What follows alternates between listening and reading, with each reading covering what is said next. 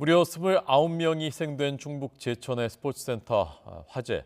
안타까운 소식들이 잇따라 전해지고 있습니다. 수능을 끝낸 딸을 데리고 제천에 내려가서 어머님을 모시고 3대가 사이좋게 사우나에 갔다가 사고를 당한 사연.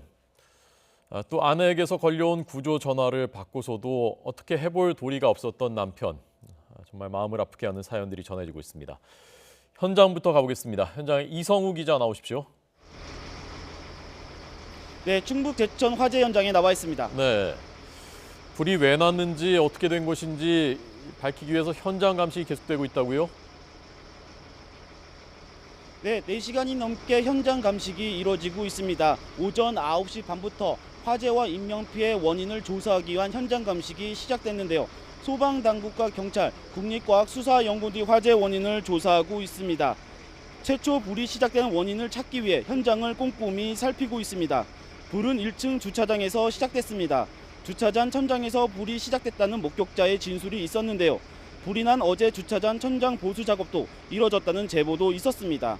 불꽃이 발생하더니 불과 5분여 만에 폭발음과 함께 불길이 치솟았다고 했습니다. 현재까지 사망자는 29명으로 확인됐습니다. 추가 사상자는 없었습니다. 이번 피해로 건물 2층 여성 목욕탕에서 인명피해가 많았습니다. 전체 29명 사망자 가운데 23명이 여성이었습니다. 네, 지금 문재인 대통령도 이 화재 현장에 도착했다고 합니다. 자세하게 현장을 확인하고 재발이 되지 않아야 되겠고 또 사고 수습 또 가족들 위로하는 것들을 위해서 대통령이 직접 간 것입니다. 현장에서 전해진 소식 있으면 전해주시고요. 화면이 들어오면 저희도 또 바로 전해드리도록 하겠습니다. 불이 난 다음에 1시간 20분 지날 때까지도 그 건물 안에 있던 분들하고 바깥하고 전화 통화도 이루어지고 했다는데 그 과정에 대해서 좀 취재가 됐습니까? 네, 저희 취재진이 유족과 대화를 했습니다. 불이 나고 1시간 20분까지 건물 내부에 있던 가족과 통화를 했다고 말을 했는데요. 하지만 화재가 발생하고 곧바로 구조 작업이 이뤄지지 못했습니다.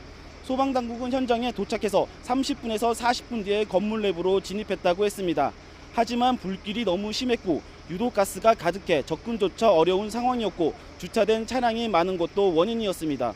또 1층 주차장 인근에 대형 LP가스 저장고가 있는데 폭발 위험이 있어 주변 진화 작업을 할 수밖에 없었다고 말했습니다. 이후 건물 유리를 깨고 내부로 진입하고 헬기를 투입해 내부와 옥상에서 29명을 구조했다고 밝혔습니다. 네.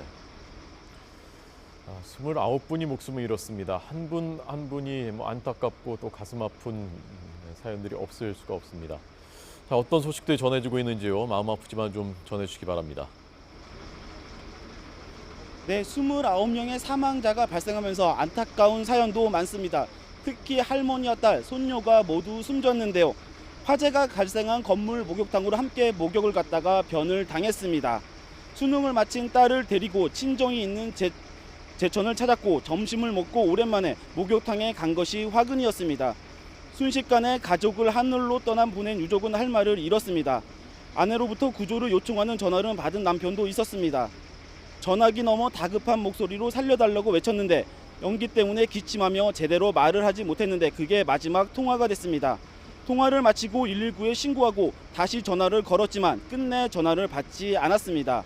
마을 주민들이 자주 이용하는 목욕탕에서 인명피해가 커 주민들은 안타까움을 감추지 못하고 있습니다.